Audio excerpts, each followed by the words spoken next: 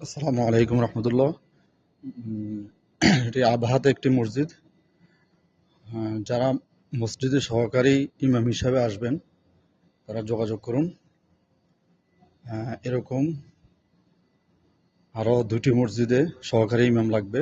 মানে এগুলো পরিষ্কার করা, এই শটগুলো পরিষ্কার করা এবং 5 ওয়াক্ত নামাজের টাইমে থাকা।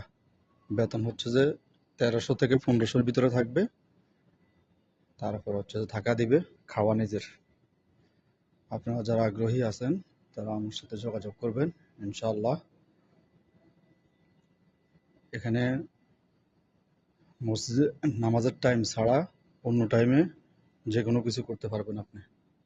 যে কোনো কাজ করতে পারবেন আপনি। যে কোনো কাজ করতে পারবেন নামাজের টাইম ছাড়া। শুধু নামাজের টাইমে উপস্থিত থাকলে হবে।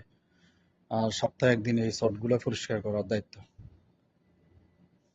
যারা আছেন সবাই আমার সাথে যোগাযোগ করবেন ইনশাআল্লাহ। খুবই ভালো একটি কাজ মসজিদের।